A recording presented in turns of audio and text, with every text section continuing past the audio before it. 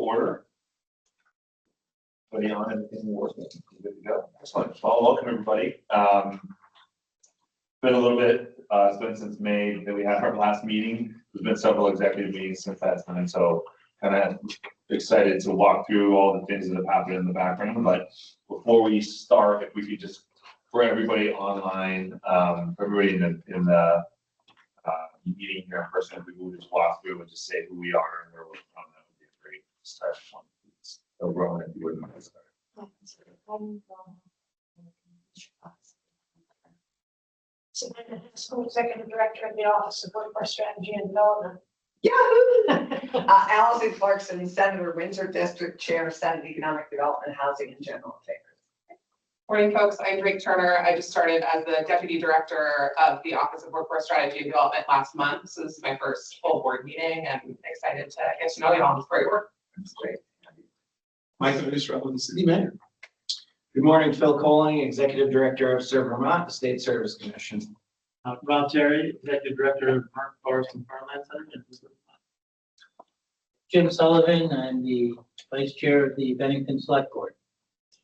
Derek Martins, I am the owner of Brothers Building Company. Jay Bellows, I am the President and CEO of Core Power and the Chairman of the Workforce Development Board. Tiffany Walker, Senior Director of Workforce at CCD and Senior Executive Director of Workforce at ETSU.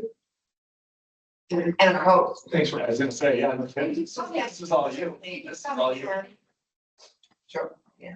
Yes, thank you. Anytime. You want to go through online too, Drake? Sure. Go ahead and call on folks. Yeah, please. Okay. I see Bill Cunningham first. Do you want to introduce yourself? Good morning, everyone. Bill Cunningham, Tri-Valley Transit Regional Director from the Addison region. Mark is next on my screen. Mark Desereau. I'm the owner of Desereau Machines in Berlin, Vermont. Secretary Curley. Good morning, everyone. My name is Lindsay Curley. I'm the Secretary of the Agency of Commerce and Community Development. And Rebecca. Oh, I'm sorry. Did you say me, Rebecca? Yeah, sorry. Associate Vice President of Talent Acquisition for the UVM Medical Center and UVM Health Network. Ronnie. Ronnie Basden, Executive Director at Vermont Works for Women. Jeremy. Good morning. I'm Work-Based Learning Coordinator at Riverbend Career and Tech Center in Bradford. Suzanne. Hi, Suzanne Tremblay. I am the Director of Healthcare Workforce Development for the state of Vermont. Representative Marcotte. Good morning. Mike Marcotte, State Representative from Coventry, and I also chair House Commerce and Economic Development. Jill. Jill Olson. I am currently the Executive Director of the VNAs of Vermont, but in about 2 weeks, I will be Vermont's new Medicaid Director. Thank you for everything, Jill. Yes. Well, thank you for taking that on. Yeah. I know that. Yeah. It's a moment in history, Jill. Yeah. I mean, I'm not sure. Definitely a moment in my marriage, I can tell you that. So. Tiffany, do you know how we can get rid of that little white box? So yeah. There's an X. Yeah, I'll get it. All right, I see Mike next on my screen. Yes, Mike Halbert, co-owner of HP Cummings Construction. Betsy. Betsy Bailey, owner of Little Dippers Doodle Children's Center in St. Johnsbury. Thank you. And then David Justice. Who's not a member of the board, but is our guest. Yes. Hi, good morning, everybody. David Justice, Associate Director of Vermont Adult Learning. Just here as an interested stakeholder to see how the Adult Literacy Network can help support the work you're doing. Thanks. I think that's everyone. Did I miss anyone on the screen? Excellent. Thank you. So I want to pull up the agenda real quick. You are able to share, right? Yes. And we have it. I know, maybe In not a lovely everybody. print fashion, supporting Vermont wood industries. speak, you know, workforce development. Just quickly, I hope everybody was, is able to review it. Are there any additions or suggestions towards the agenda? All quiet. No webcam. Good. Excellent. So let's move on to the minutes from last meeting, May 19th. Looking to have those minutes approved. So move that we adopt the minutes as circulated. Thank you, Senator Clarkson. Could we have a second? I'll second. Thank you. Excellent. All for it? Aye. Any opposed? Excellent. Perfect. Next up is discussing and voting on the Vermont One Stop Job Center certification report. Savannah, you want to walk through that? Sure, thank you. Part of our requirements with the State Workforce Development Board is to assure the federal government that Vermont is spending its money, federal grant money, as it is intended to be spent. And part of that compliance check is doing a one-stop certification. We only have one. I should interrupt. We have 11 offices in Vermont. The only one is considered a comprehensive center, and that's the one in Burlington. And so we need to visit it and have a compliance check and make sure that we're following all of the different guidelines that are laid out. And we did that meeting on June 27th, and group. It was a subgroup of the board, as you will see there, who was present and our partners. And we gave a conditional approval, a conditional compliance approval with the goal to revisit do another visit in late February. There are 6 areas that are at least moderate or fully compliant, so that they want to have an opportunity for everybody to work in those and improve those areas. So that we'll be, have better scores by the end of February, and also to take a closer look at some of our core partner programs.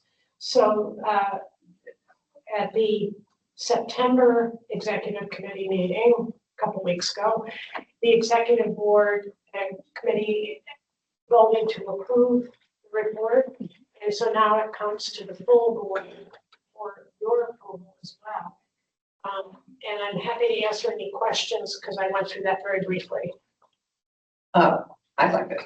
Who are our core partners? And because I noticed in the report, they are required to help financially support it. Right.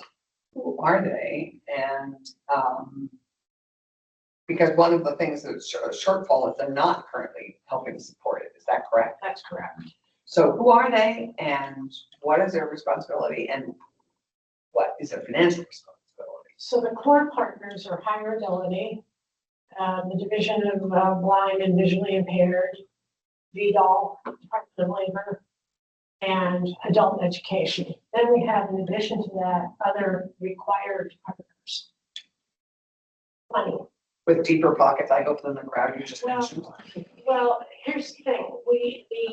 The shared costs are supposed to be a shared 1/20th of the infrastructure costs of the Burlington Center, which turns out to be $1,180.66 a year, less than $100 a month.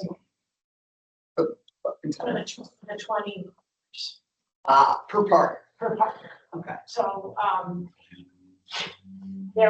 this is prior to my arrival, but none of the partners were ever billed, which puts us completely out of compliance. So this is one of our non-compliance areas. Right. For how long? How long have they? Not been billed? Mm-hmm.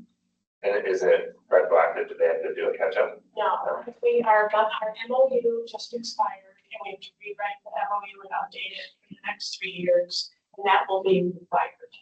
And the infrastructure costs for the Burlington Center were based on 2022 costs. So we're in 25, so they're going to obviously have gone up. So we'll have to recalculate by year to 1,500 a year. Got it. Okay, so that's helpful. The question I have is, those are all nonprofit partners. I mean, already adult ed, for example, is wildly underfunded. So do we have partners with deeper pockets that are responsible for helping keep this afloat?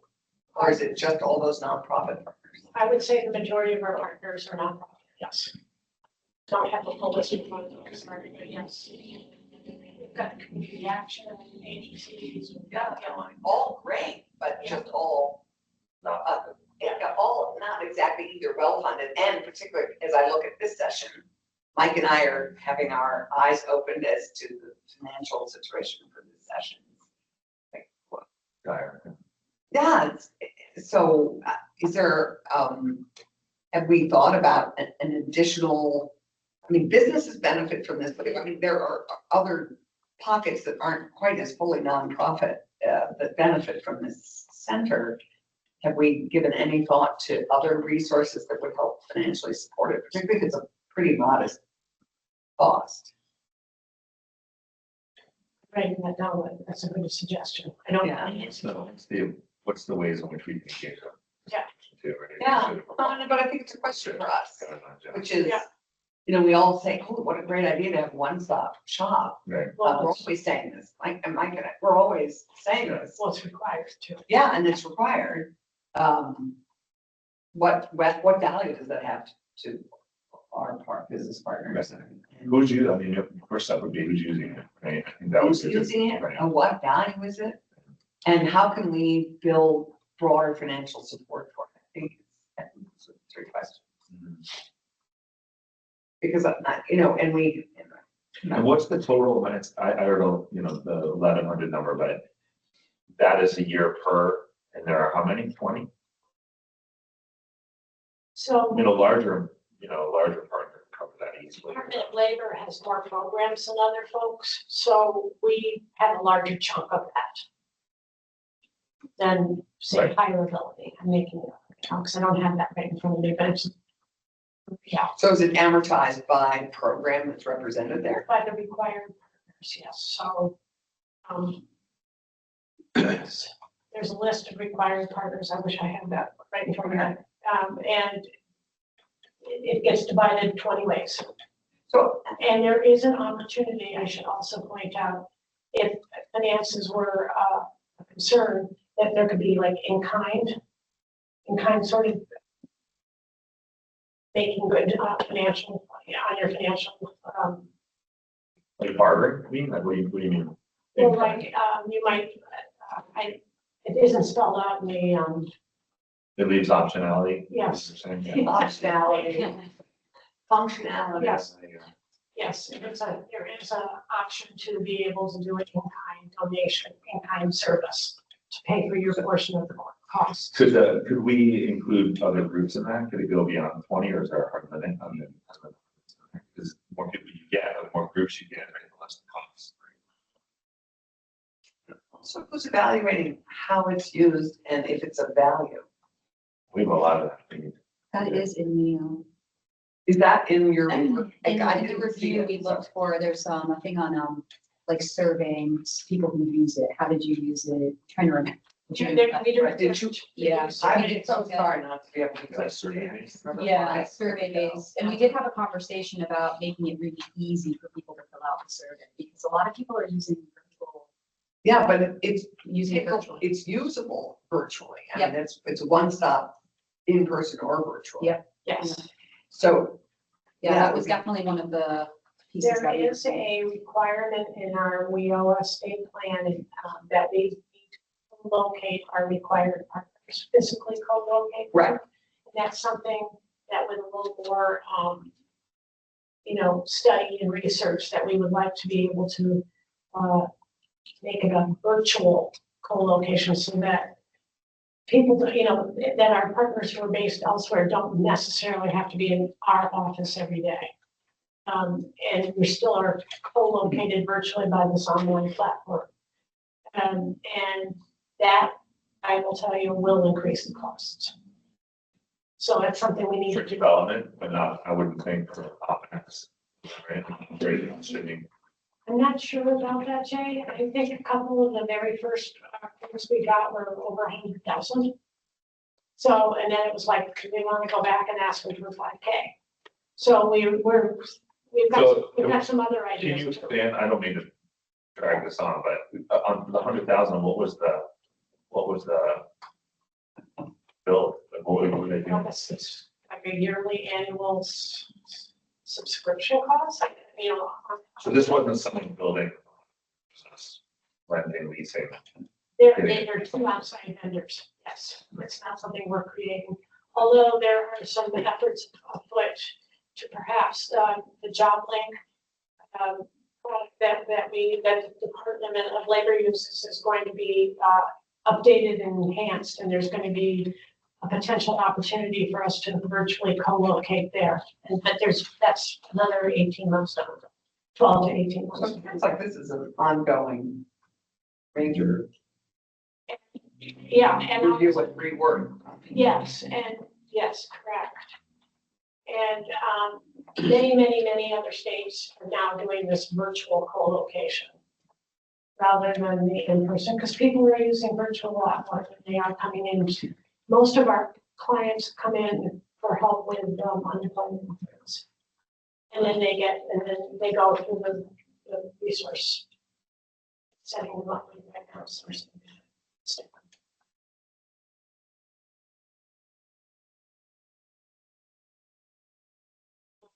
So you're wanting approval from the full board today, Yes. as I recall, for this interim plan of how to bring it. The conditional compliance, and then we'll revisit in February. And then I think maybe we need to, one of our subcommittees might be designed to focus on how we improve this, how well it's being used, what its strengths and weaknesses are, how we can improve it, and how we can make it used by more people. Yes, all the above. Because it, in theory, sounds great. I'd like to go to that job. Okay. Anybody else? Comments, questions? How many people are using it as of now? Not as many as you would think. I would say around 9,000 to 12,000. Through the course of the year. Yeah. But that's a guesstimate. I can nail that number down better, but I'm in ballpark at least. And they have metrics, like success metrics, I would assume. Yes, I do. That's something we can have at this meeting. Yep. But also, how's it marketed? How do people even know about it? I mean, because if we get it into great shape, I would, along with Advance Vermont, these are two incredible opportunities for people who want to understand what it takes to get that job. What do I have to do to get that job? What education do I need? What certification do I need? Blah, blah. And connecting with employers too, right? Like employers have an Yes. connection, helping lead to those discussions. With our own Indeed version of Indeed. Right. Vermont's Indeed. So we want to vote, We need a motion and a motion to approve. I would move that we approve this conditional review and recommendations. We give a second. Second. Thanks. All right, all opposed? All in favor? I'm switching it up, trying to keep everybody on their toes. Come on, guys. Morning meetings. Yeah, it's not that really funny. Come on. so approved. Okay. Okay, thank you. Sorry. So, All right. Thank you, Samantha. So up next is review and vote on the initial workforce development goals and committee structure. So since our last meeting, we've had several, like I said earlier, several executive meetings. It's been really one of the big focuses is on goals, right? So one of the things that we all talked about in our first couple of meetings is setting up goals so that we're not just having meetings to have meetings, we're actually trying to move forward, gain momentum, and really make a difference. As we've made a lot of changes to this board over the last year, reducing the number of people, trying to really get focused and start, achieving some milestones. So, Jake, you want to pull up the document, what we have going on, and I'll quickly, as you're doing that, talk through. These drafts were basically the result of feedback and discussions on the executive board. So there was a lot of work that Savannah and Drake, when Drake came on board, did to try to make it so that these these were very thoughtful and thorough and had the engagement of the executive board. We will list them here and we'll have each individual person that kind of chartered these discussions, run through them quickly. But these weren't just kind of fly by night conversations. These had some weight and discussion behind it. So I guess what we'll do is just call it, is everybody prepared to do this? I believe so, yes. So we'll call on goal one. Jill, if you don't mind, I know you're sitting in a car and about to take on the Medicaid world, so if you wouldn't mind, that would be wonderful. I'd be happy to. Can you guys hear me okay with my headphones? Yeah, perfect. Okay, great. Yes, I am sitting in my car. I do this a lot. It's a home health world. People in home health sit in their cars a lot. It's part of the work. Mobile office. Yeah. Yeah, I'm not moving. So I suggested that we add goal one. We had kind of worked through the other goals, and as I reviewed them, it really felt like, as I thought about taking this back to the healthcare sector, I felt like we were missing this really important need, which is that we don't have enough of a workforce in many of our industries in Vermont, and we need to increase our workforce supply. And it just felt like we were kind of missing something that if I took this back to employers, healthcare employers, they'd say, isn't there something about the fact that we don't have enough nurses, therapists, all the other folks? So that was where this came from, and I think it's a pretty straightforward one. I think we were also trying to limit it to 5 sectors, just to sort of not make it a little bit more something we could get our arms around. Jill, I think it's a great addition. And I guess my question is there a subcommittee that would be then responsible on an annual basis to identify what the 5 or 6 or 7 sectors are that we want to focus on? And how do we go about it? Yeah, we did talk about that, and I would have to defer to Sabina to remind me what we decided, but we did feel like we needed to do a little bit of work to figure out exactly which sectors we meant. We were sure healthcare would be one of them. And then of course, healthcare, I think Suzanne is on the call, actually has a structured subcommittee in place already on workforce.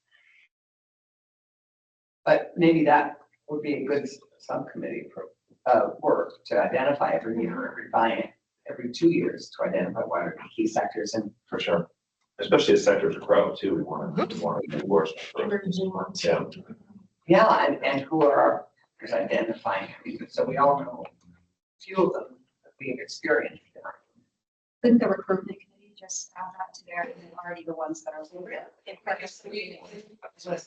Folks, the last 2 pages are this goal document, and then we also did a little bit thinking with the executive committee about what an initial committee structure could look like, or what are the buckets of work that the board wants to focus on. So once we go through the goals, we're hoping to then sort of shift to more of a committee discussion informed by any potential changes that folks want to make to the goals. And one other thing I would say about this first goal is Sabina and I spoke with Matt Barowitz at the Department of Labor about sectors, and I think there are a lot of different ways that the board could think about how to identify key sectors. Yeah. So that would be a conversation to have in the future about like how are we thinking about is it broad sectors? Do you want to get more specific? Thinking about occupations, like depending on how you look at that data and what you're looking for, you're going to get different things. So I think that's a conversation for the board to have, folks that want to work on that. I have a general question on this one. I think the sector discussion is obviously very important, but there's something that almost comes before that, and that's just the raw numbers in the workforce. And we can talk about we need this many workers in this sector, but if we don't have the people right now in our part of the world, there's not enough workforce. You're in Bennington, yeah. There's not enough people, right? So, we need the people first, and then we need the training. I mean, we need them both at the same time. But if we ignore the fact that there's not enough people, period, we're kind of missing the first key step in the process. So I'm going to top on that. So I met with the governor yesterday and had a long meeting, and this was a key topic because there's that whole kind of what comes first, chicken or the egg, right? So even with training, we want to train people, but what are we training them for? We training them for existing, we training them for new incoming business that we're going after. And I think this is a key part where all the departments need to work together. I think in the beginning, our first couple of meetings, people would bring up ideas and somebody else would be like, no, that's this department, or that's that department. So we have to clearly, very, very clearly have to work together, right?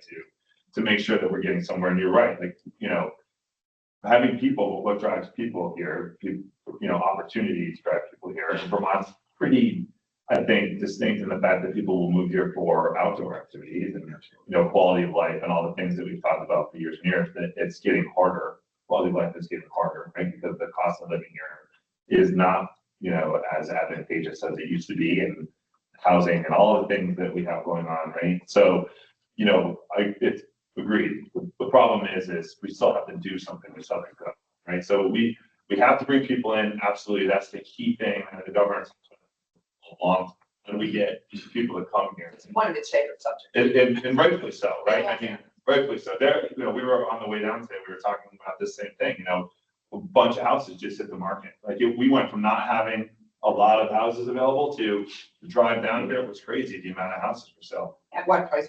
Well, let's not go there. Clarkson, that's a whole other topic, but it is real. It is real. We got into that too, but the issue is what does that do to 650,000 people? Are we about to have a drop? Because all the people that moved here during COVID because they wanted to get out of the cities, loved it. Are they staying? Are they leaving now? And then, with the housing costs, I mean, what does that bring in? The people that it brings in, maybe people that work remotely that actually don't support Vermont jobs, right? So we have this. Well, they support Vermont revenue. They do, right? But we still can't get employees in for those employers out there that are looking. So it's a bigger problem, but we have to start, right? We have to work with economic development. We gotta find ways. There's no more, that's their job, not ours, right? We have to work together. It has to be a team to get this done because, quite frankly, we have a couple of years to fix this, right? And it can get really bad if we don't. We have to do it all at the same time. All at the same time. Yeah. And we all have to agree to it. I was just gonna say, how many of the board members have heard the Vermont Futures Project presentation? Is that what you were gonna say? Yeah, we've asked Kevin Chu if he can join us in November board meeting. So just that one. Do you want to talk about that some more? Just one more second. I think, so just to reframe the concern, because I had the same one, I wrote down housing, was the first thing I wrote down. Sure. Here in Rutland, we have 150 jobs just at the hospital. And that number fluctuates from time to time, so it might be 142, 186. But, I mean, I've also got 6 other relatively large employers that are always looking for people. I love this goal.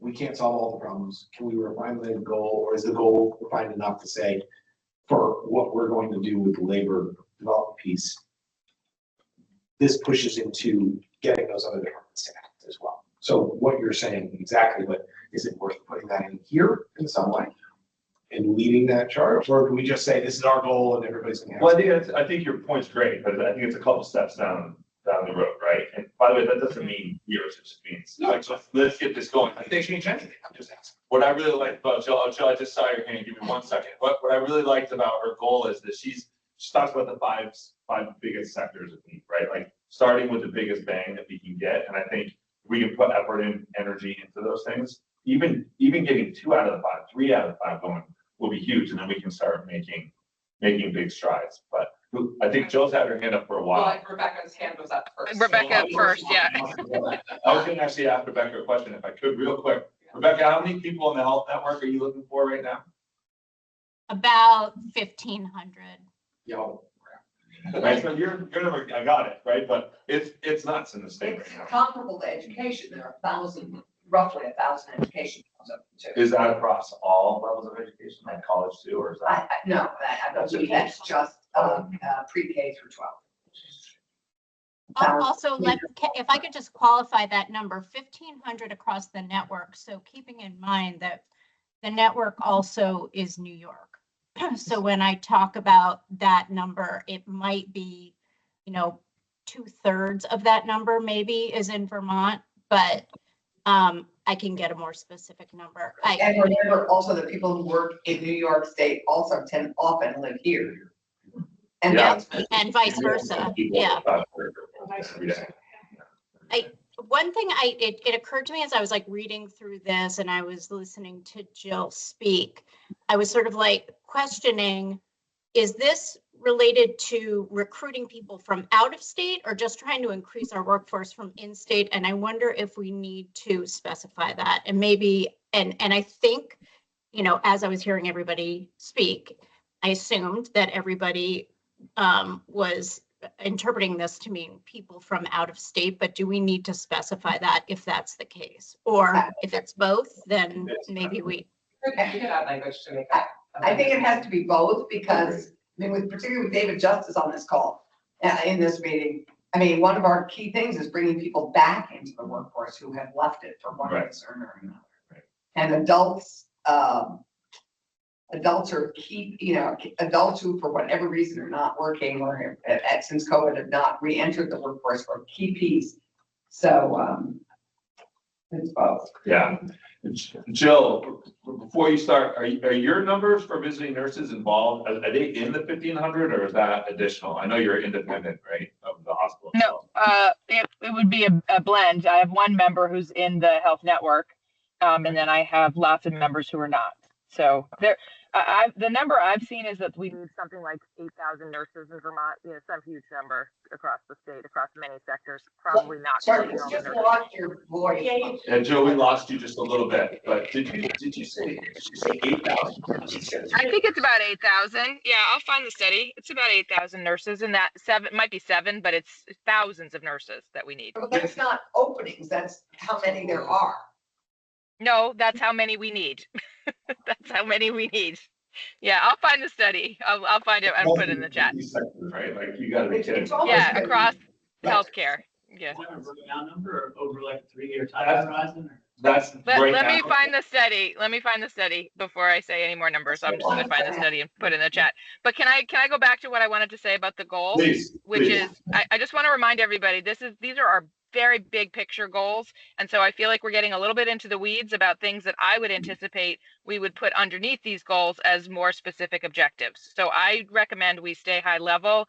I did not intend when I suggested this to determine whether we're talking about in-state or out of state. I mean, we increase the supply of workers if you improve benefit cliffs so that people can work more hours. That increases our FTEs, right? If people can work 30 hours instead of 20, that's more workforce in the healthcare sector. So I intended it to be broad, and I think some of what people are raising are things that more factors that we would develop into objectives. I'm glad I put this in though, because I did hear we can't just train people, we need more people. That was why I wanted this goal, because that's what felt like was missing to me from looking at the other goals. The really basic fact on the ground, there aren't enough people to fill the roles that we have. So may I just add one thing here, which is the plus of identifying sectors is that we can then track them and we can measure how we're doing. So one of the challenges with this board is we haven't necessarily been able to track what our goals are and how we're doing. Sort of like going to WIOA, the one-stop center. We need to be able to see how we're doing. And so if we identify sectors, we can then track within that sector and see after 2 or 3 years of concerted effort, how are we doing? That's key. Well, we need to know the success of what we're doing, otherwise we shouldn't be doing it, right? Exactly. So I think having a committee, I think, Jill, this is a great goal, and I think identifying X number of key sectors would be great, and then we figure out how we track it and what we're going to do to improve those. That's all good. What you were talking about a subcommittee that The recruitment committee, it's already here, so I think it just needs a little bit. It needs to get refining. to that point. And as long as we add in a lot of these things that have just been said, I think that could be good. Yeah, and I think some of the work of committees, once we land on where we want to go, is those groups sort of figuring out what their charge is as well. For sure. But yeah, figuring out maybe trying to map some of the goals to particular committees could be helpful. And I imagine some committees will probably be working to advance multiple goals, right? If we keep them broad enough, right. Different parts of the work will support them. Let them dive in. All right. Anybody else on on goal number 1? All right, let's move on to goal number 2. Ruth couldn't be here, but Drake, are you able to talk through this? Briefly, because I'm not a CTE expert. So I think particularly for this goal and the next goal, we were working to really align the board with work that's already happening within state agencies. So Ruth was really helpful to make sure that the language of this goal really aligned with work underway at AOE when it comes to CT, because we obviously don't want to be duplicating work or working at processes. And what Ruth, she had a conflicting meeting today, so she can't join. But she shared that this goal was really specifically designed to align with federal Perkins processes, because CTE centers and CCD work within that federal framework. So again, we were thinking, let's try to identify, maybe some new programs or program areas to pilot. And there will be, I think, a good amount of work to figure out how that moves forward. And that's all I got on CTE at this point. And we have a subcommittee, there's another whole group of people working on CTE at the moment. Legislative and CTE directors were meeting up in Lamoille County on Tuesday. And so we'll also be working on this. Critically important to include adult CTE. I got a memo from Jay yesterday, a terrific memo from Jay, because he's rethinking and working on adult CTE and trying to make it more effective. Yes, also did that. So, I mean, CTE is our greatest opportunity, beginning it yet earlier, getting. One of the this things, is a huge piece of our work. if I could, on this one, just another general comment, 'cause I certainly have my favorite CTE program. I think that's what ideas. But there's a regional element to this around the state. I think it's really important in, Bennington, and I think a lot of people can relate to having lost colleges. We lost a small college a few years back. 2, right? Well, Southern Vermont College was the really consequential one for us. Is you guys talked about the healthcare sector. Their biggest programs were like nursing and certification programs for various healthcare workers, and those are gone from our region. It's created a real crisis for our medical sector. The training opportunities are available in our corner of the state, mostly out of state. So they go there, but once you get pulled out of state, it's kind of hard to get people to come back in. So I guess my only point on this one is you could say, there's existing CTE opportunities for healthcare might be pretty strong in parts of the state, but in other parts of the state, it's a real crying need. Yeah, so that's all I have to say. It's different from region to region. Any comments, questions on number 2? I'm curious about as we go through what behavior policy is going to look like and what impact it's going to have on CTE and its regionality and where they sit. In that is, I think it's important to have a group of people really watching and how we can continue to. We don't want to do all this work to set something up. Right. I think this needs to be done very much as everybody knows, the education district task force is meeting as we speak, and they are, who knows what they'll come up with, but one of the proposals is new districts around the CTE centers. So there will be 17 districts all focused around the CTE. So agree, but there's so much within CTE independently. Right, but that has to be done in conjunction. Is there an understanding of whether adult CTE is bringing new people into the workforce or upskilling existing workers? Both, yeah. And then is there thought into, as those CTEs upskill existing workers, that's not addition to the workforce, so it leaves, need where they previously were? How is that need met? Well, I think so if you talk about existing and bringing in, right, as people are moving, they're trying to backfill. It's a great question. I think an overall concern when we have a lack of people, right? That's a big issue, but I think redirecting careers is another piece that CTE does really well. You know, people are kind of stagnant in certain roles, and look. I think that's something that.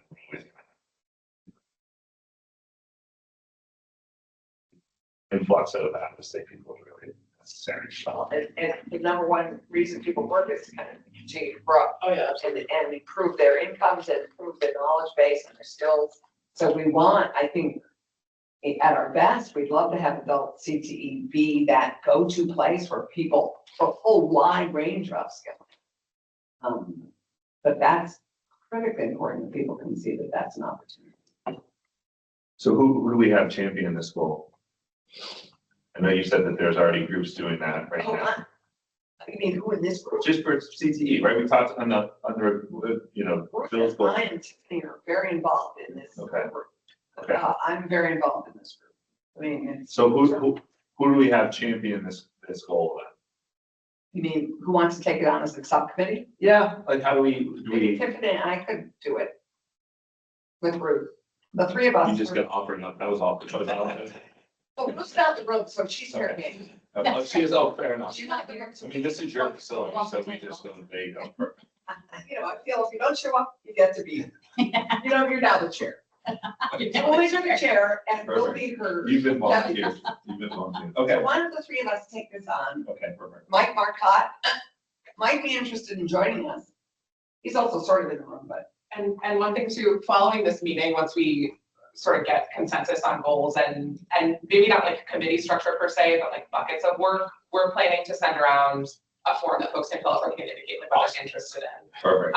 So But we need to have people that are Oh, gonna yeah. charter this Actually, and drive, yeah. yes. We don't want all of them then let them sit until, you know. All that to say, Right. if you're not a person that raises your hand in the meeting, but you are interested, you can follow with us. Folks feel like another fuck up. But if you aren't in the meeting. Yeah, who knows? You Yeah. never know. Okay. It's already decided. Alright. Are we all, everybody okay with number 2? Anything else? to Yes. discuss? May I just say Please. this, you have the idea, and I'm sure it was clear for me, the goal is to also identify, there's two parts to this. One is to improve the strength of adult CTE, which needs a little bit of a boost. Yeah, Jay's working. Yeah. And then the other part is, are there new tracks that we should be introducing? You know, Evaluating what's going on. right, I mean, for instance, the Ski Vermont folks are doing a CTE track that they're putting together right now on snow sports. So that's cool, that would be new, it's not offered anywhere in the state, so there might be one on, robotic, blah, blah, blah, I don't, you know, let's look at what possibilities, and then pilot them at one of the, centers and see if it works, fix it, and then push it out to all of them. Our outdoor rec community is already developing some of these upskilling, very focused programs. You work doing this for 6 weeks and you get a certificate on how to do technically on mountain biking, how to do some technical thing on mountain biking, so you can have. Same with skiing, it's all involved, but not how to ski, but the technical aspect of supporting that industry. And there tend to be fairly, and somebody correct me if I'm wrong, always on this thing, but they tend to be shorter certificate programs that are designed to develop a particular advanced skill that they can then market. Right, well, in the case of Ski Vermont, they are actually working with New Hampshire on a CTE curriculum that they would love to introduce over here. That makes no sense. Ski Vermont is working with New Hampshire on a project. On a CTE curriculum director. Thank you. Okay. Whoever's listening, that makes no sense. Okay. Really? Anyway, I just wanted to point out that there would be an opportunity for new paths as well. Okay.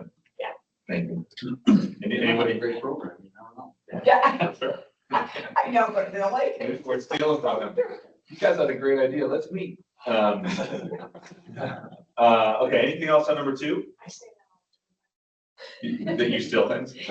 that's a great idea, let's meet. Yeah, perfect. Which is why you have no time. All right, let's move on to number 3. Yes. Is Lindsay here? Yes, she was. I'm here. Lindsay, if you wouldn't mind walking through that, that would be You great. bet. You bet. Thank you. So as Chair Bellows had kind of shared already. Thank you, teed me up really well on this. I was excited to see a goal formulating early on about helping with business expansion and relocation for businesses, because if we want to keep young people here and we want to keep Vermonters here and also recruit people here, we have to provide opportunity. So as we looked at the goal originally, it felt to the executive team kind of duplicative. And so as we have landed on this goal, where we landed was a support role for the workforce board. So really our role as the workforce board is not to redo ACCD's work, but to really make sure that workforce strategies are informed by the real industry voices, aligned with economic development targets, and they're designed to reduce the barriers. So as you could tell, I could feel people wanting to start talking about barriers. So I think this is going to be the area where teams can help us identify barriers. Some we're really aware of already, but there may be others that you all sort of on the ground are hearing that maybe we aren't even aware of as well, or you can help us with sort of refining some of those barriers and understanding them better. But I really think that this board's cross-industry representation makes it the perfect place to, test ideas, surface challenges, and make sure that Vermont is, truly ready when companies want to either grow here or relocate here. So the goal here, you can all see on the screen, really talks about supporting ACCD's business growth and recruitment strategies by aligning the workforce development resources with economic development targets. The subcommittee would work in coordination with ACCD, the Vermont Department of Labor, and regional partners to identify workforce barriers and solutions for Vermont-based companies poised to expand, as well as target out-of-state companies with potential for relocation. This workforce board would help design workforce readiness packages, including training pipelines, in coordination with relocation support available through ongoing regional efforts and local talent matching. Now, I had prepared to give you a high-level overview of what we do already so folks could understand what already happens, but I can tell we're over time. So Jay, I don't know if you want me to table that for a next meeting or if you want me to go into that. I'm fine either way. Just want to help keep this moving. Keep going with it, please. You do? Okay. Yeah. Lindsay, as you were talking, it just, we already do a lot of this, and I'm not sure everybody's aware of all the programs that we do to support this goal. Yeah, and I think I really do appreciate the opportunity to share, because I think there are some people that are like, what does ACC do? And I think, generally speaking, folks have seen us out in front on, responding to some of the crises we've had around the state, and people know in general we support businesses and we market our state. So I really do appreciate the opportunity to really talk specifically about, our business recruitment and relocation strategy. So, what I will just explain is that, our agency plays a leading role in shaping Vermont's economy. At the heart of what we do is coordination. We act as a convener or a table setter, if you will.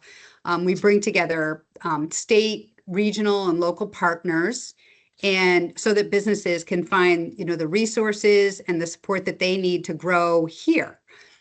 Within the agency is the Department of Economic Development, which leads our efforts in business growth, job creation, and investment, while also assisting companies in navigating things like permitting, site development, and capital needs.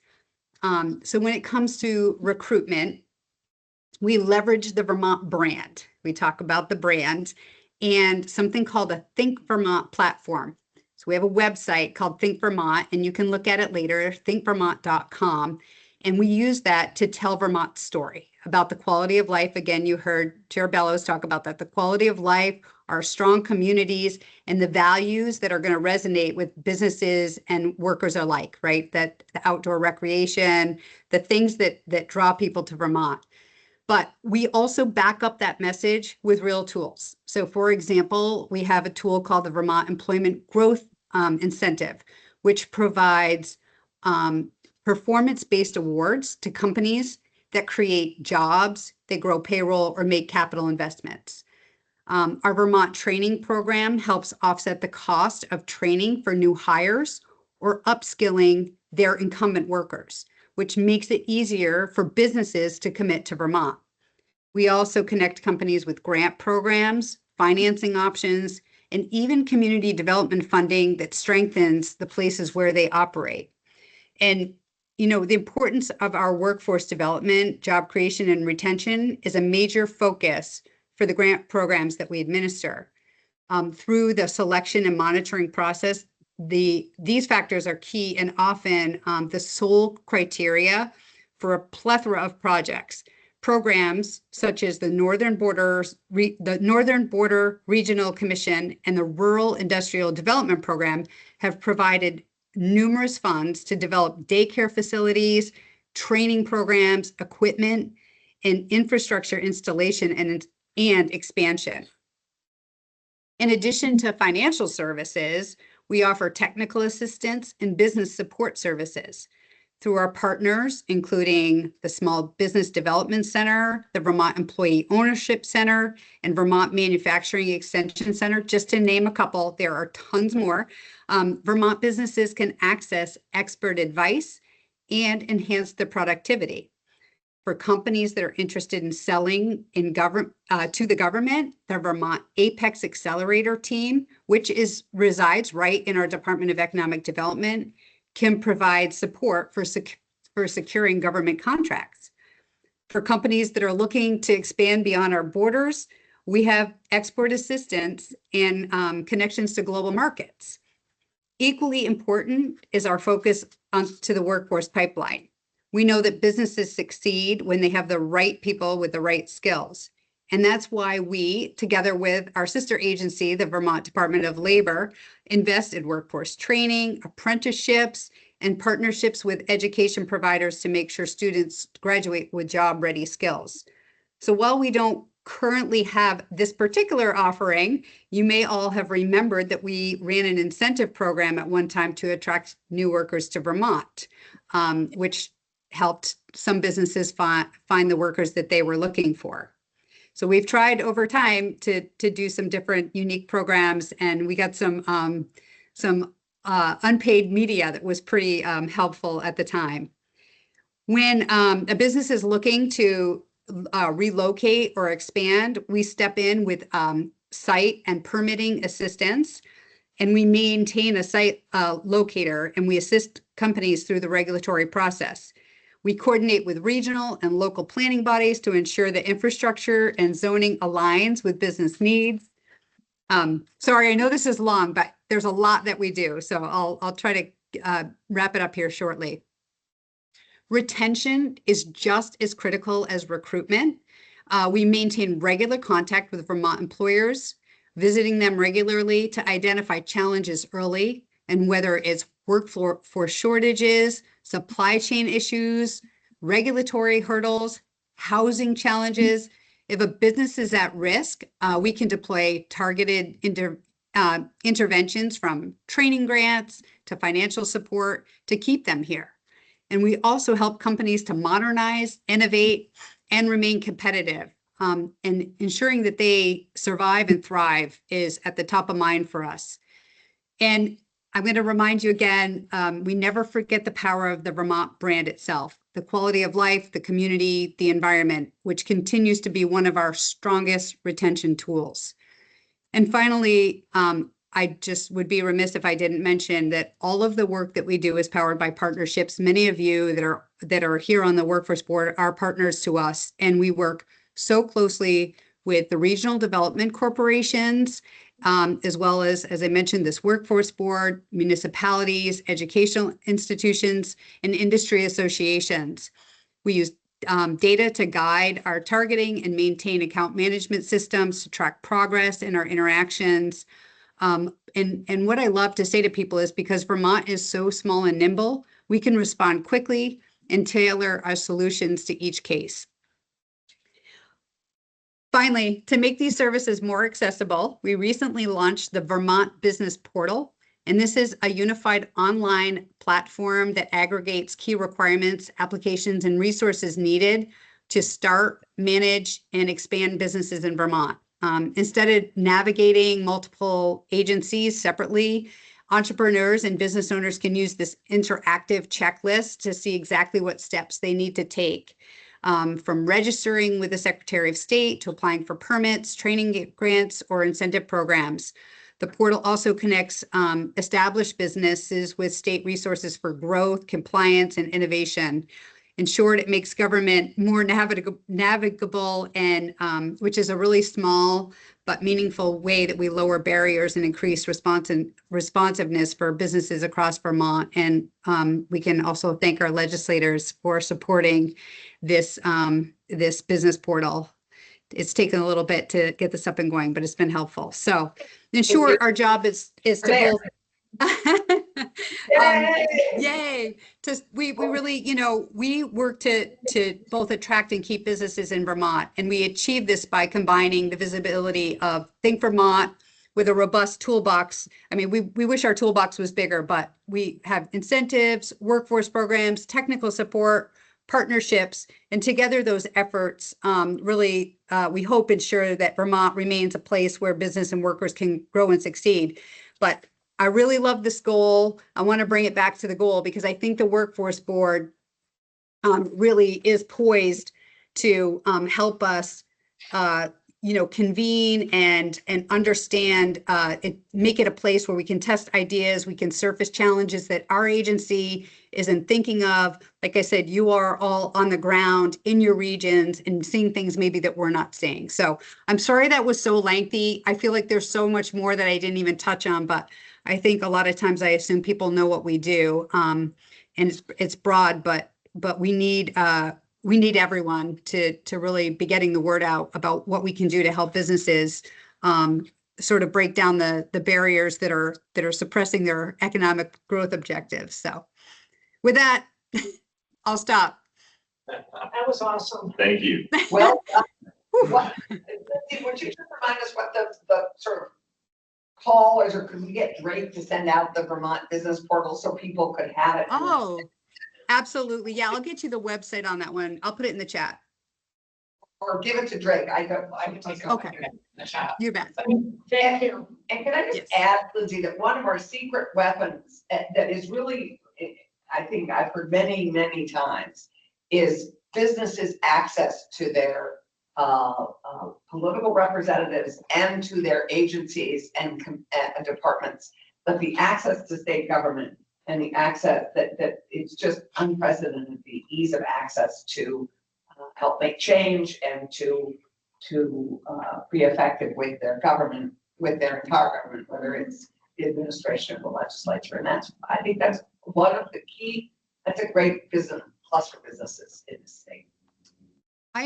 I'll echo that for you. I mean, both to, you know, to yourself, like I know people are able to reach you, Rep Marcotte, like, you know, and I know that because then they get to me, you know, we connect each other. Folks, you know, generally around Vermont are, they're able to connect with leadership. And I know myself, I've tried to connect to leadership in other states and had problems and challenges. And I think to myself, well, we are fortunate. I know, you know, it's not always the easiest to navigate, you know, in Vermont in terms of there may be other hurdles, like we talked about affordability, which we're all working on. But it is nice to know that when you're really stuck on something that you can get an ear and somebody who's empathetic and at least willing to try to help you, you know, work through it. So I do appreciate you saying that. And thank you for what you do. Back at you. Thanks. Okay, We're just giving all the love today. Yeah. That's great. Any other discussions on number 3?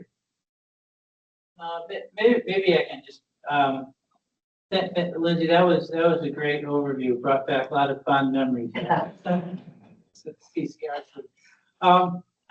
just wondering, like on the business recruitment or new businesses interested in moving to Vermont, and a little bit more about how you work with the regional partners, because I suspect that, you know, if, you know, a lot of businesses have I kind of identify with Chittenden County and Burlington area and the interstate corridor. Here I go back into my Bennington corner, but I'll throw it out to a lot of the parts of the state. How do you work with the regional partners that make sure that those businesses that may be interested in relocating to Vermont are aware of opportunities throughout the state? Well, that's a great question. There are certainly some businesses that are already, they already have their mind made up of the where, but largely we'll have folks that'll come and they're looking for a specific size, facility or a certain, speed of internet or what have you. But, we've been pretty lucky. We have really strong regional development corporations around the state that are in some of our most rural areas. And we're seeing companies that are, high tech that are looking in some of the most rural regions. And so I talked a little bit about the rural, I'm going to get the name wrong, so bear with me for a second. The Rural Industrial Development,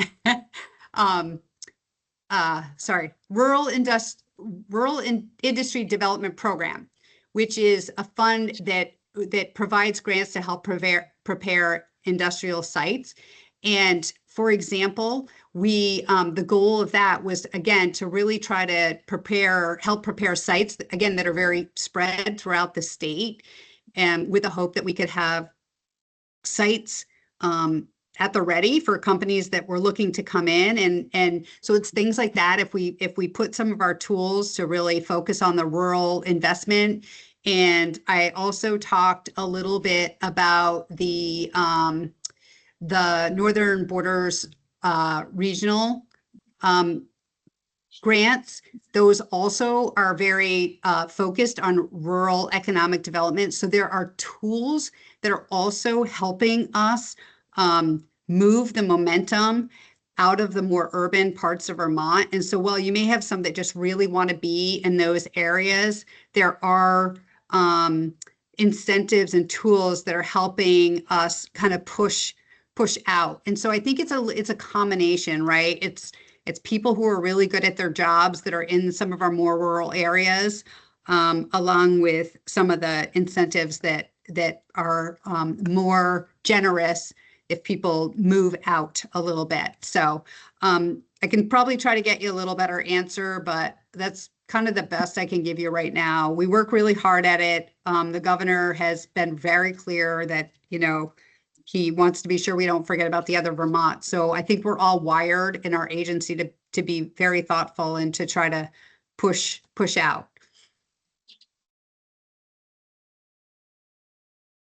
Is that what you wanted to hear, or is that not helpful? Oh, that was helpful, and I'm ahead. Thank you, Lindsay. Jim, how long ago were you serving did you run the RDC in Bennington? Well, the RPC and the RDC merged while I was the executive director, and I retired from that almost 3 years ago. Yeah, that's pretty recent. Pretty recent. Pretty recent. Pretty raw. Well, I'm not re-entering the workforce, sorry. Well, you're doing a volunteer bit out at select board. The other thing that I'll say is, like, again, we talk about the outdoor recreation opportunities, and people are really drawn to that. And, when I think about like what the rail trail has done sort of in the, northern part of the state, and what a draw that is, not just for tourism, but people loving to sort of live along, a recreational opportunity. And you've got some great businesses up in the Northeast Kingdom. And again, every time a business will will locate there, it draws others to the area, and it creates that opportunity. So maybe homes are more affordable in those more rural regions. So I don't know. I see things happening, but there's always going to be a draw, like you said, to the interstate corridor, and certainly Burlington. I just wrote down that comment you made about outdoor recreation. I might ask you to participate in one of our upcoming select board meetings when I start advocating Well, for more. you could get that, you could get Sally Hall, who runs the outdoor rec Yeah. alliance. That would be actually a great person to, I mean, not that Lindy isn't, but she's. Kelly's fabulous. Yes. Yeah, it's a long drive. But I will say, I spoke to an executive the other day who said, I want to be where I can do 5 runs before work. 5 ski runs before work. That's I right. thought, yeah, that is so great as a goal. I want to be somewhere where I can have 5 ski runs before work. Yeah. And I love whoever just said we have 2 interstates. Yes. Amen. I was trying to remember the name of the Vermont, whole Vermont trails, bike trail system. Oh, What's Belmont. Belmont, thank you. There's a lot of great outdoor, I mean, I'm on the board of one of our trail associations in Bennington, and it's a huge attractor. It's really, people really don't value it highly now, so I appreciate the comment. They revalued it after COVID. Man, I think that the trail system has gotten so much love since post-COVID. Big time. You're drinking something called Liquid Death? Seltzer. It's Really, really good. Have we driven her to I think so. There's all different flavors too. Different days, she's got different drinks. It's scary. All right, everybody okay with number 3? Any other pieces of conversation for this? All right, let's move on to number 4. And Tiffany. Sure, although all of our graduates do stay in. So increased post-secondary graduate retention. So we talked about this one really from the beginning, about finding ways to help coordinate education partners and deployment and all kinds of other pieces in order to get more graduates from college to stay in Vermont. And so this is obviously beyond CCBS. CCBS, almost all Vermonters already taking classes in Vermont. But yeah, I think this goal is an exciting one for a lot of collaboration across several sectors, including education. And as you know, we've begun this by offering this Vermont. Whatever we call it. Yeah, but we have a name for it. What's it called, Mike? The Vermont Opportunity. Anyway, it's a program where we forgive college loans if you agree to stay in Vermont and work for 2 years. And we forgive college loans or whatever up to $5,000, which isn't much, but we could do more. How are we incorporating adult education into this? Because I think adult ed is a key piece too, because we want to get more people graduating and more people staying. When you say adult ed, are you talking about? Adult ed. David Justice's adult ed, which we. Yeah, so tell me more about how that would help post. Because we want to get them, I think we want to continue. So one thing I'm missing here is what do we do? I mean, I think it's under the re-engaging, but I think we need to re-engage the people who have fallen out of the workforce. And I'm not sure where that is here. Yeah, probably not. So 4 is really thinking about, people after this, right? So a bunch of people that come to UVM and they love Vermont and they stay for the 4 years that they're at UVM in Vermont. And just, I'm hip to that, but I'm also hip to the fact that we also want to. I think number 1, adults. I think number 1 for sure. I think this number 1 in increasing the supply of workers, when somebody asked right at the beginning, are we talking about people already in Vermont or bringing people to Vermont? Yeah. Do you agree that it's both? I would love to add support for that, for re-engaging. I think the words re-engaging adults who are not in the workforce. And that could be early retireds, because we all know a lot of early retireds who then now are finding out that maybe actually they need to do something to continue to stay here.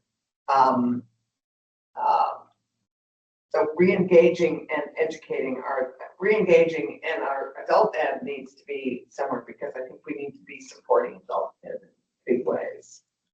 It's so under-supported. I think both 1 and 2, definitely. Yeah. I mean, I have found that talking with a lot of the recent high school graduates and our area, it's kind of, it's an evolving world there because it's different than when I was a kid.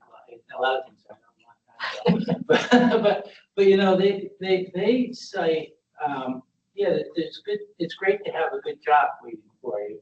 But as much as anything, they cite housing opportunities and quality of life. A lot of them figure out, you know, they figure out where they want to live and if they can live there, and they figure out what they're going to do to make a living more and more, you know. So if we can provide the basic infrastructure for a good life, you know, I think we'll find that we retain a lot more kids. Agree with that. I think the one thing that we have to be really careful of, and this happens like, I have stories every day from people come visit, right? They may come and visit friends or whoever here, and they fall in love with it, and they leave with real estate magazines, and they have an idea of what, you know, it'd be great to move our family here, but where am I going to work? And it's not just where am I going to work, it's where am I going to work that I can make what I'm making now in New York, Boston, Connecticut, you know, wherever they're coming from. And I think this is that whole chicken and egg thing that we talked about earlier, is that this even applies to adult education or training, right? Are we training people to leave because they're training to do something that we can't support here because we don't have the manufacturing or the industry or the infrastructure? I mean, you could go right down the line. If we were to do a root cause analysis, we could go on for about 6 hours, right? Because it's just one thing leads to another, to another, to another. So I think that this is a complicated conversation. I think it is. And I think how you presented it was really good, right? The goal is people who come here, they go to school here, we want to keep them here for sure, right? As long as we can support what their career path is going to be. And I think, you know, again, this goes back to what we said in the very beginning, is that all the groups really just need to work together.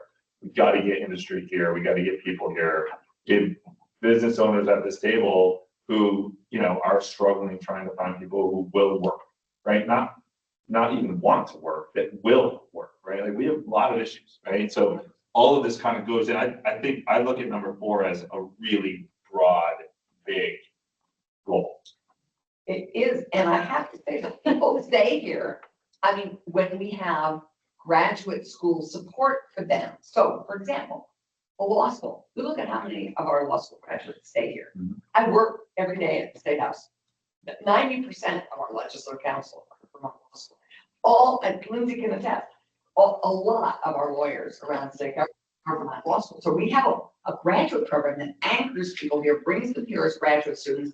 We have a veterinary school. Mm-hmm. We have a nursing program. We have a bunch of graduate programs that bring people, and a lot of them stay. And those are success stories. The law school is just an exceptional, I think, example, because the programs are designed for, I think, applications within our state.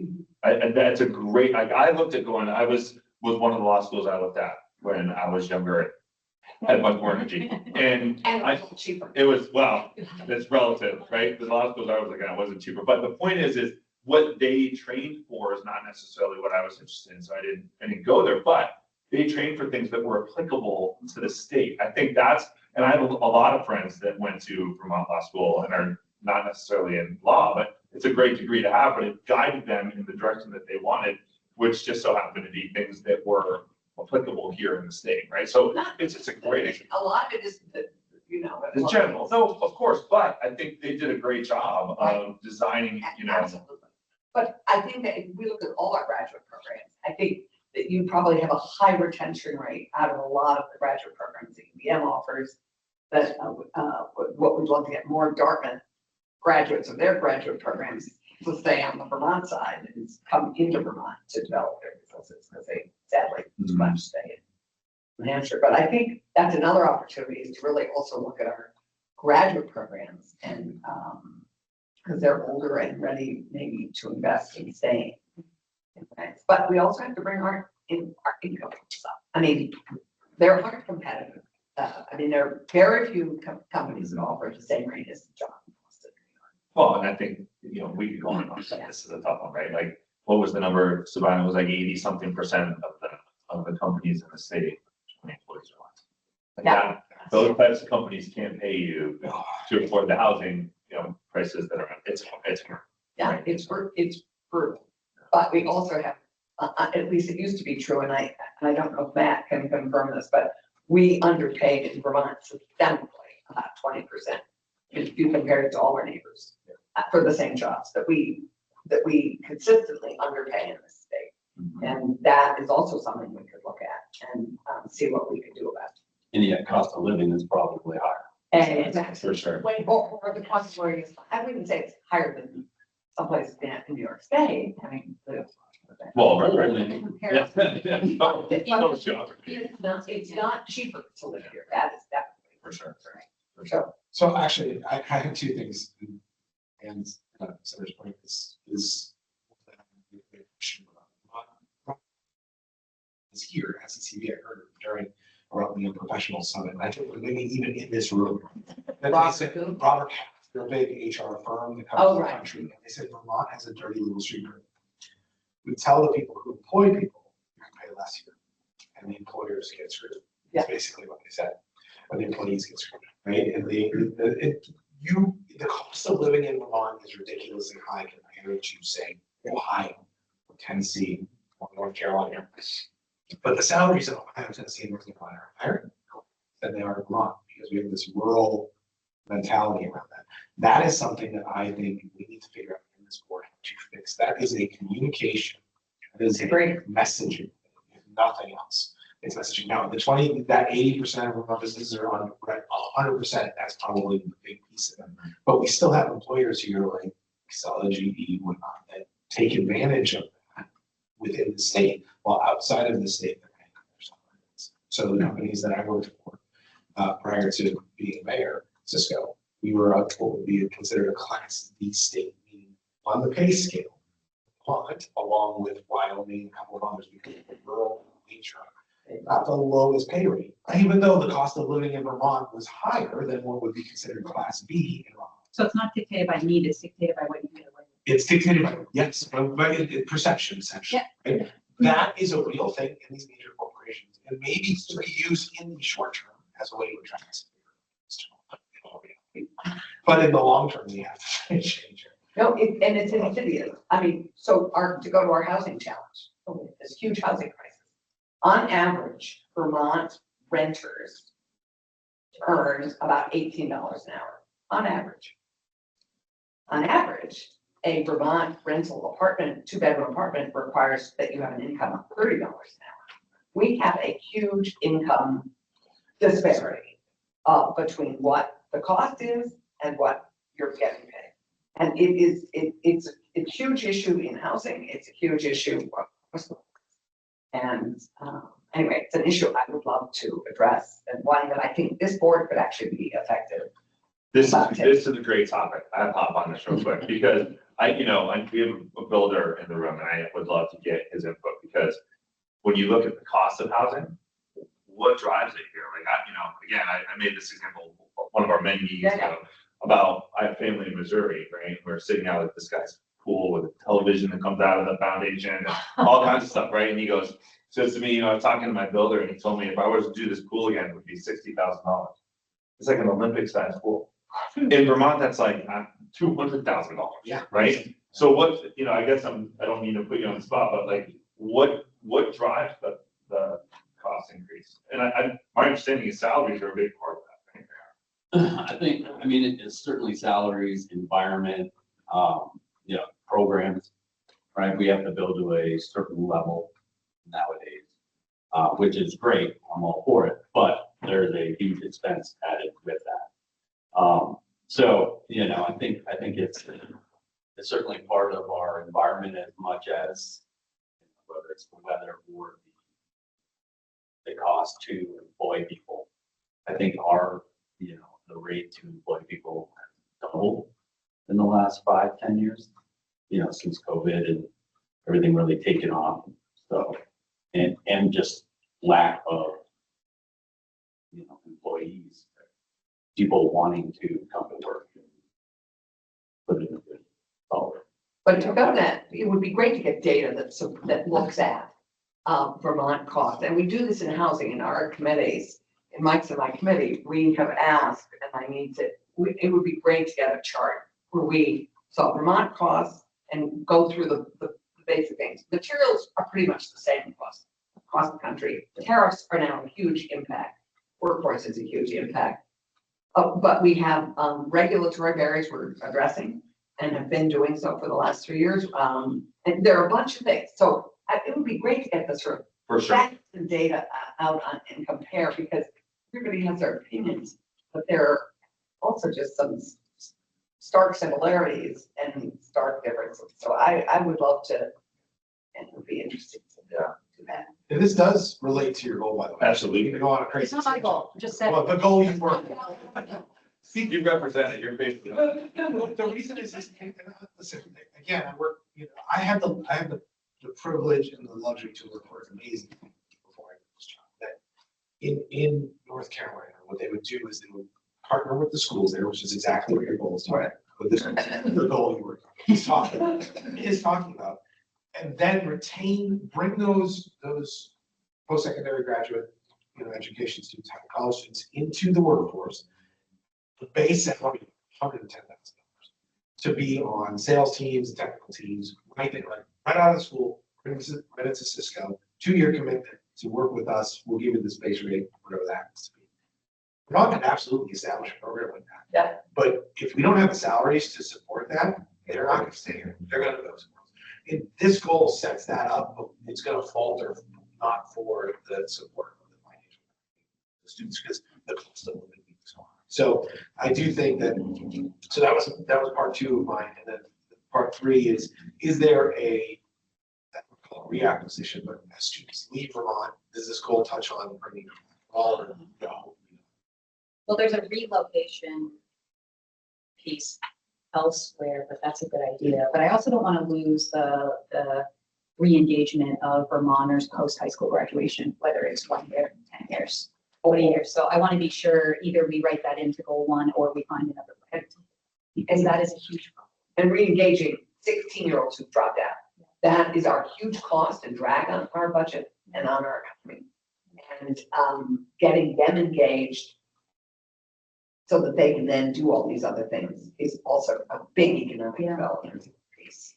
But again, then all the other pieces that Mike just mentioned come into play for them as soon as they're right. Can't afford housing, can't find a place. Like it's the flip flop of what you said at the beginning. Is I find housing, but I can't find a great job. It's that I find a great job and I can't find housing. Right. And the amount of time the recruiters have to let people go because they can't find a house for them after hiring them. So I would put this out there that our biggest bang for our buck for developing new housing units is HomeShare. And the second is our VHIP, our Vermont Housing Investment Improvement Program, which on average, bringing new housing unit on debt costs $38,000. And that is taking vacant, blighted, non-code compliant, unweatherized, abandoned properties and bringing them back online. It's co-share. We invest up to 50%. It's be matched by the builder, by the developer. But that on average is the cost of $38,000 a unit. And that is the biggest bang for the buck. And then that can be rented to lower income HUD mean average, whatever it is in your area. So there are ways to do it for less, and we're working on it, but there's a big, huge. And, to the point that was made about bringing people back to Vermont, or from Vermont, and anecdotally, but I think this is really real. The people that I see moving back into Bennington, moving to Bennington, are really like late 20s, early 30s. And they're people who grew up in Bennington and want to come back. People who discovered Bennington is having quality of life, and they've kind of done, the urban thing or whatever in Europe, and they said, where do I really want to live, spend my life, raise my family, and we're really strong in that area. So and those people come back, they'll come back, and like I said, they'll figure out a job, or somebody will come back with a job, but they have a spouse or partner, and they often have kids, which kind of gets to the feeding the pipeline here. And so I think that, there's a real opportunity with re-engaging with, or engaging new with that demographic. The new career path. Yeah. So that people who want to come home go, oh, there is something I can do. I can raise my family here. That's such an important piece because we export, we export so many great minds to these other schools. And some of them eventually come back, right? But maybe when they're 30, 40, that'd be great to get it back in your 20s. Going back to Matthew's chart, which I will forever be burned in my skull, is we have that lack, right? Everybody starts to leave at 37, was the age, right? What happens at 37 years old? You're really starting your career, starting to take off, you're finding the way to make more money, to be more supportive of the ridiculous cost of college for your kids, and all of that stuff that goes into it. We don't have that infrastructure here to support that. That's a huge loss from the age of 37 to 60 or 58 or whatever, where people start coming back again. And so it's great that we get them at mid-20s coming back after college. It's awesome. We get to keep them through 70, right? And those pieces between, late 30s and retirement often have the biggest impact on our development of the workforce, right? Those are business owners. Those are people that are going to develop a lot in the state and are going to be committed to the state. We got to keep those people for sure. So, if I could hop in on goal 4. So our AmeriCorps programs are a net importer of young people. Interestingly, we don't pay them well at all, but they're coming here for lifestyle reasons. We just had 2 start down in Bennington. And they're coming here for quality of life. And our big recruitment pools really are folks graduating out of college, and then folks in Vermont and staying, and folks graduating other places who want to come here. We've seen some interesting trends over time too.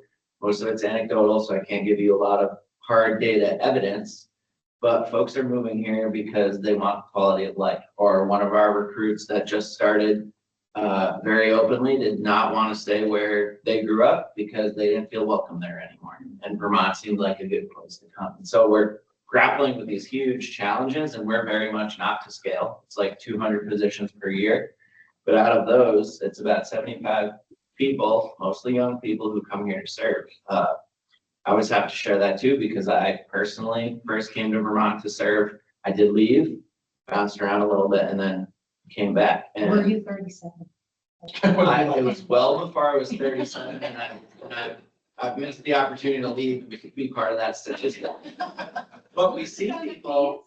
I know, right there. I could have, but we see people come and they're taking this, rather unglamorous service position. They're spending a year doing that, and then all of a sudden, they're moving up through state government, or they're starting businesses, or they're leading organizations. They've opted into Vermont.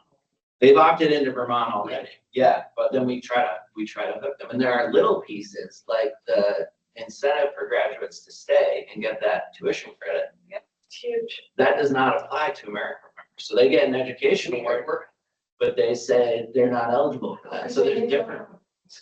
Because they didn't go to Vermont school, or even the ones who did, serving in AmeriCorps does not count as employment, but just as a little bright spot, it does work when you say, hey, come here, we want you here. We're paying at most a $30,000 equivalent. And you could build your own tent You can build your own platform, or you can stay in our dorm up at Greenway that we piloted. So we love those AmeriCorps, and we're so glad that program has been reinstated, having already been cut by the feds in their short-sighted. We are still here. Thank God. Our national parks have. Some good notes on that. Awesome. All right, should we move to the operational goal? So exciting. Yeah, this is definitely the But best needed. and most exciting goal. So I don't know if folks have looked at our website recently. I definitely could use a little TLC. And part of the statutory language establishing the office and reconstituting the board does have some instructions about what the website of the Office of Workforce Strategy Development can mean and offer to job seekers, employers, state employees that are serving Vermonters. So there will be work to come to figure out how that website can be even more of a resource for Vermonters and sort of be hopefully a clearinghouse for job seekers, workforce partners, employers. And we're figuring out the best way to do that. What we don't, again, want to do is recreate something that already exists. So working with some partners, I know Senator Clarkson, you mentioned Advanced Vermont. If there are things out there that exist that show Vermonters, not only like what jobs are open, but what education and training opportunities exist. So we're Just put a button on our website. So we're figuring out how we can do that in a way that will support. Design competition at Champlain College. Sure. Yeah, please do it. I mean, engage with our education partners on getting a brilliantly designed website. We can do an internship with it, you know, break. Cool. So this goal is just to sort of, obviously there's other work underway at the office, but we thought we would put this one here. It'll be a lot of work done by the office that the board, you know, we're of course really open to any input, guidance, direction, feedback, and then we'll be sharing more when there's more to share. Just a thought, I mean, looking at the two, looking at the website, like, right, it definitely needs some. Yeah, so I know it took 8 years, so I'm not asking you to take 8 years. No, oh, yeah. The Think VT website is gorgeous. And it really, the Think Vermont website. Yes, that's what Heather did. Absolutely gorgeous. And but from a user, like I go to this, so if I'm an employer or an employee, I go to this website, I'm not knocking anybody. Yes. Totally fine. We're 100% on your side. And I don't want to spend any time. It's like, this is Like, where am I supposed to- Yeah. You go to the Think VT website and it is like, okay, where can I find the next piece of information? Yeah. We'll manage your expectations a bit. Neither Sabina nor I are web developers, but we will. That's why That's why you gotta ask. Yeah.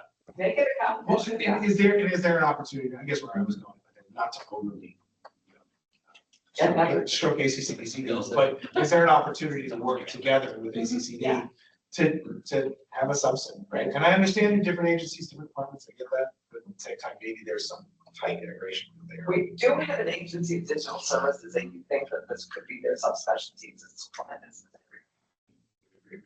And I would say, like, as it stands now, the website really is an extension of like the open meeting law, the rules, you know, it's much more of like a sort of organizational piece, not really as. If our job is to coordinate all the workforce efforts around the state, we need to be able to see that. We need to be able to see all of these amazing programs. Partners. Sorry, I didn't mean to come down. No, Heather is a great resource. we're not done. Just getting going, just getting going. Yeah. All right. Here. It'll be great. All right, we're starting to get a little tight on time. So let's I see sum up. Secretary Curley has her hand Oh, raised. awesome. Secretary Correct? It's kind of relevant. I'm sorry. I know we're short on time, but it has occurred to me because I used to run the Department of Labor. But when you're just talking about the website, one of the things that's occurred to me about the American Job Center, the one stop that we were talking about before, and this was back when I was at Labor, the same thing. I think part of the challenge that's always been there in the back of my mind, and I think this is across the country, part of the reason that it maybe the uptake isn't great is that they aren't branded or marketed consistently or well across the country. And you just brought up a great point, there about this website, but it also occurs to me is there some place for that to also be branded better and aligned with Think Vermont? And maybe somebody's already thought of this before me, but anyway, I just want to sort of put a pin in that. And maybe I need to do some research with the Department of Labor about it, but it strikes me as why do we have all this different branding? And I know Think Vermont is our economic development aspect of it, but why is it different? Sorry, I should know this. On to something. It would be great if we. I'll see what I can find out about sort of both questions in this. Heather is a great resource. Absolutely. Okay, any other discussions on the goals before we vote to approve them all going forward? Well, I'm hoping we'll approve them, but that they'll continue to be massaged. Absolutely. And that's why we're looking for champions. Keep it rolling. Very, very important. These don't just sit by the wayside. Yeah, and as the committees get established. Yeah. Then the polls get like go. Yes. Yes. Then we're walking right into the committee's conversation next. So well done. Set that up perfectly. So you want to vote on the goals? Let's vote on the goals first, and then we can move I to. would move that we accept the goals as drafted. Perfect. We get a second. Excellent. Who seconded? Mike. And we'll go in standard format. All in favor? Aye. All opposed? Opposed? Excellent. The opposed. Yeah, but that's on purpose. We didn't want negativity. We didn't want negativity. So, Just real quick, Jay. Hi, sorry. This is Kendall, and I apologize for being late. I am going to abstain just because I wasn't on for the full conversation, or if we want to hold the vote open and then I can formally vote at the next meeting. You decide how you want to do that. I don't think we need this. Just don't need to vote. Yeah, I think you're fine, Kendall. Okay. Thank you. And You could just mark me down as an abstention then. Thank you. Our new commissioner. That's an. I know. Congratulations. Congratulations. I don't think anyone had a doubt that was gonna happen. Oh, thank you guys. All right, let's shift into the committee structure. We kind of talked about it a little bit, going through the goals, but maybe you want to walk through that a little bit. Sure. So at the last executive committee meeting, the committee approved the goals, and then we also had started to do some thinking about what is a committee structure that can support the board to make progress on those goals. So I will say, this is all subject to change. I don't think that we want to be overly prescriptive here, because it's the folks who participate in committees are really going to do the work to figure out, like, what's the charge of the committee, How deep it goes, where it goes. yeah, like what are the tactics, what are the strategies? And we also took a look at both previous committees of the previous board and some other committees that already exist within state government. Again, not wanting to duplicate things that are already happening, like there may be a committee that already exists that one of the board members or multiple board members could join. I think about that as folks are talking about things that maybe are outside of the purview of the board, like housing as a policy area. Is there someone who's sitting on the board? That's kind of an aside, but that was sort of the background for this, is thinking about what is an initial structure. And again, this is all subject to change. Some of this may not work. We may, you may all decide want to go a different direction, to hopefully have some sort of like initial approval so that we can figure out, where folks want to go, what goals do they want to work on, and start to stand up some of that infrastructure in ways that are really strategic. So there are currently 2 existing committees of the board. We have the executive committee, and then there's a healthcare workforce development committee that Suzanne Tremblay has been shepherding, and that work has sort of continued throughout the transitions on the board and the reconstitution. So I don't know if Suzanne is still on, but they've been doing really great work around strategic planning and visioning, specifically around the healthcare workforce. I see, Suzanne, do you want to share anything about the work of that committee? Just that upon the new legislation that had come out last year, I started just around the same time where the executive committee had been dismantled, and honestly was not aware, and was hired to continue the Healthcare Workforce Advisory Committee. And throughout the year, we've worked on mission, vision, values, and have a really great start to a strategic plan. We're doing great work, and so excited to keep it going if that's what is chosen here.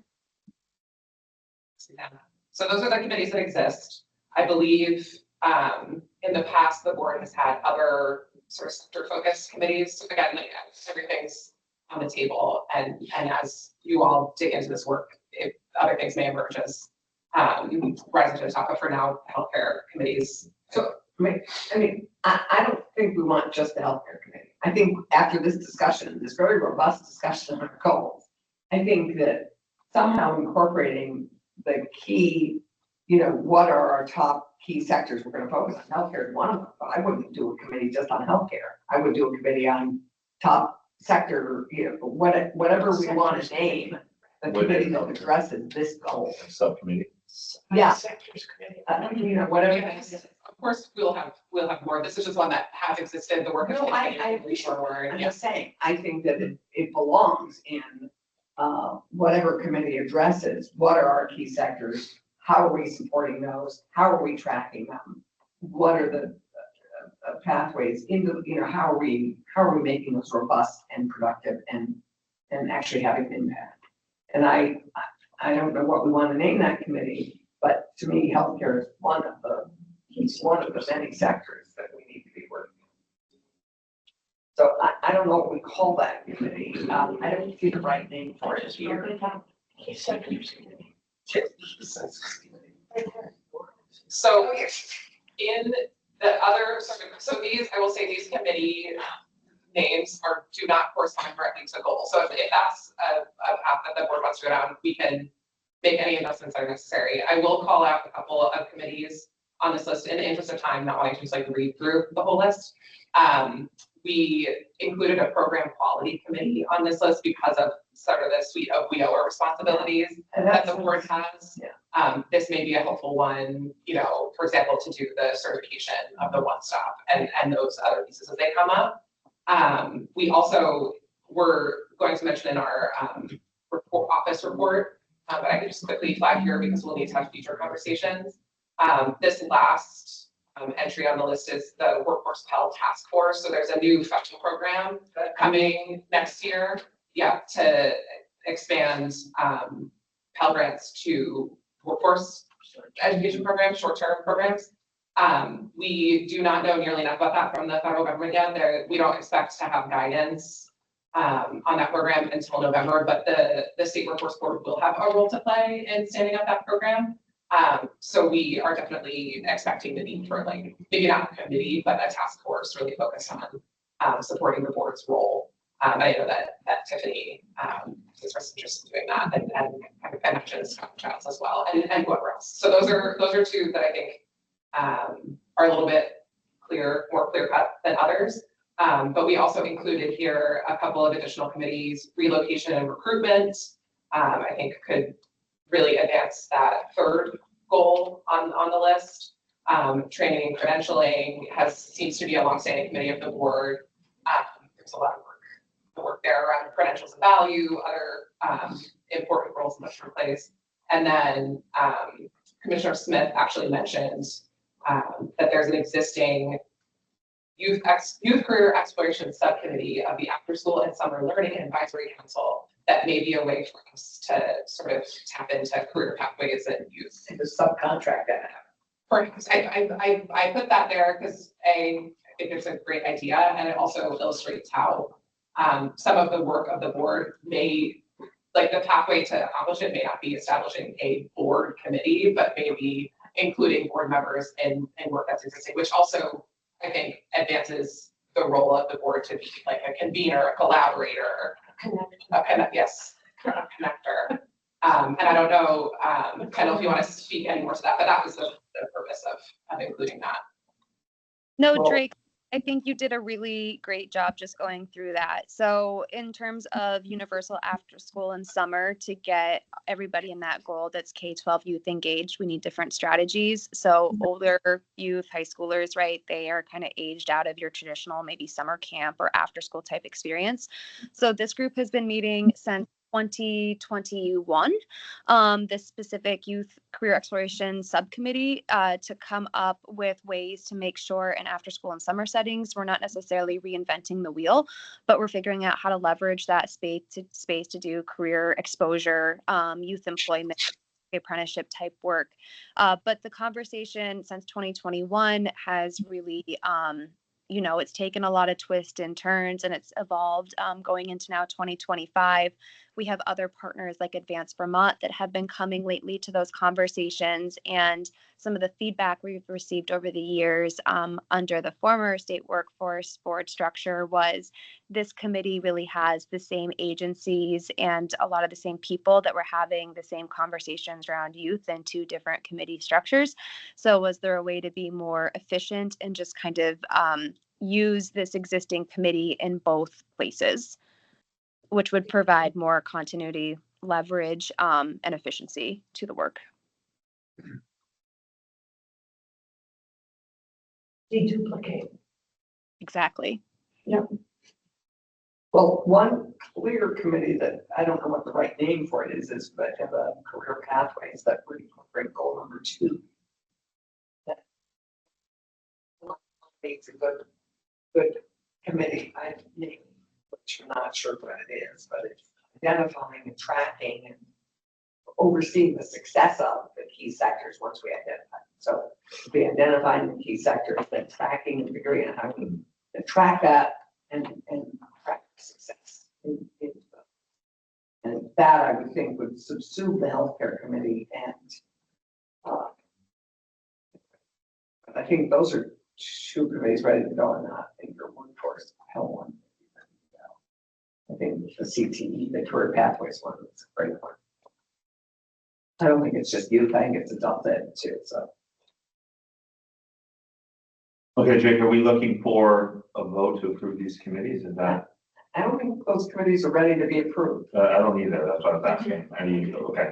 Yeah, this is really meant to just like start the conversation. Okay, good. I think I will say the point of this draft is not like ready to go. It requires, also because we were having a conversation about the goals and the committees at the same time, like one informs the other. We'll start with the Yeah. goals. This was a good. Yeah. No, it definitely was. And I think there's probably some additional committees that need to be established. I'm sure there are, like to your point, there's other committees and other groups. Housing, right, you want to jump right out, like, you know, how do we talk about potential issues? So maybe is there a way that for the next meeting, we can get a list? Yeah, of maybe. all the committees I that think are- we should all be actually working before the November meeting, which seems to be some unusual, it's in Waterbury, is that what I read? It's a perfect spot. In your office. Yeah. No, it's not, it's right down the road. I can walk. Yeah. I was told to walk, actually, so that told me for my health needs, so. I wonder, Jay, if we can do maybe like some sort of review of existing committees, like things that are going on in the state. That are tied into the goals. Right. Yes. And then do a Google form, do a Microsoft form session. Yeah, I think we can do that. I think I also would love if folks have thoughts of committees, like feedback maybe on this document. And originally we were thinking about sending out a form that was like, which of these committees would you like to join? I wonder if what might be helpful right now is sending out the goals to folks and asking you all which goals you're interested in working on. Does that sound like a better? I think I think that's a good start, for sure. Because the goals, and then we can figure out what committees from that. Yeah, and maybe even the folks who are working on goals can start to think about what. Yeah. I will also say, like, some committees may be forwarding the work of multiple goals, which would be great, but. Exactly. And then remember, a lot of these will come to the legislature and that'll be in committees too. So for example, the relocation, the remote worker program, which Lindsay mentioned, millions of dollars for free publicity and relocation, both sadly, incredibly unpopular in the legislature. The governor loved them. We got them passed, but by the hair on our chin. And then they were undermined by the legislature who got all these people didn't want to pay people that come here. We want to pay Vermonters for it. It's like, well, you got to do it all. Right. So the legislature is also a key problem here on this relocation focus. I think they're beginning to get it, but a lot of them were resenting spending money, bringing people here, and then would rather spend money on people here. And do both. But we won't have people here if you don't also help bring them. And the remote worker program just was hugely successful, as Lindsay can tell you. So it's and COVID then produced without a program at all. Right. COVID produced a huge subpopulation of remote workers in this state. All of them can afford to live here because they're earning Getting paid from. New York and Boston Right. now. That's key. All right, we have 10 minutes left. We have a couple of things to get through real quick. Jay, can you want to talk about Article 46? Sure, so this is just more of a, be on the watch. There will be board action, but one of the things that we're required to do is submit our report to the legislature on what it would take to establish a data trust around workforce data, higher ed data, like comprehensive data. I'm not a data person. But you're lucky you have Matt. But we're lucky and folks at AES. So a lot of folks have been supporting the development of that report. It's due December 15th, so it will need to be approved by the board in November. The goal is that we will share a copy with the executive committee in October, and then have your feedback, and then have a next draft for The next meeting. Yeah, and if you need to ask, if we need to ask for an extension, I know people that might be willing to. I don't think we need it. Yeah, Like, I it's don't in think good shape. We're meeting on the executive committee meeting on the 6th. yes, and then we meet again the first Monday in November. And then the full board meets November 18th. Oh, November 3rd. Yeah. So we just wanted to give folks a heads up that will be coming. Thank you. So now you want to talk about wheel? Yeah. Back to the memorandum of understanding that we have with our required partners, four of which are core partners, which we talked about, and the others are required partners under WIOA regulations. Our MOU expired on June 30th, 2025. So we're out of compliance right now without having a active MOU. We are starting to meet with our core partners in a week and a half. And we'll go through some of the core program parts of and then we will move out to all 20 partners and have a get together and a conversation about the updates to the MOU that just expired. It was from 2022 to 2025. So this one will be from 2025 to 2028. They're 3-year. When do we expect to have that in place? Well, my Walter Mitty fantasy would be have it ready by December 31st. That's my hope. Yeah, by the end of the year, yeah. And our key partners are higher ability, right, blind and visually impaired division of adult ed and adult. Those are the core partners. We can send out a list because this was confusing for Yeah, it me would be. too, because there's core partners and required partners. And it can be confusing to know like which is. Yeah, I have that. So we can send that, but. Yeah, we'll send that list out. Because then you mentioned 20, so we have 5 core and then there. 4 core. And then there are all the community action agencies. Yes. And I left out adult ed from AOE. Excuse me, I apologize. No, you mentioned though. Okay, I did, okay. And then there are other ones that I'm blanking on right now, I apologize, but there are 20 altogether. This is the whole thing about the shared infrastructure costs and all of that. Most of the MOU I foresee as being very similar, but updating the infrastructure cost share agreement and putting it that they actually will get billed for it. And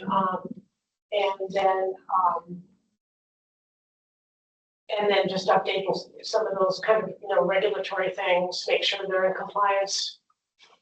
And think longer term about the virtual co-location opportunities for 27. And maybe do an amendment because we're not ready to describe it, how much it will cost yet. Next up, Tiffany is not here, it's Brian. So I can join. Yeah, neither of them could join. This is just a heads up. I'll just do it briefly.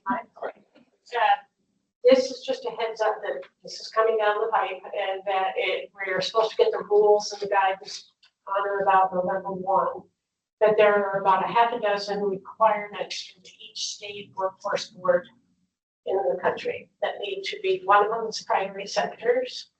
Other is so that, yes, okay, another focus that we have to be between the board and maybe I don't know who another partner may be, but state partner. We need to be able to demonstrate a positive return on investment that at least 70% of the graduates are placed within jobs within a half a year, and that they are earning within a certain percentage of what it costs to educate them.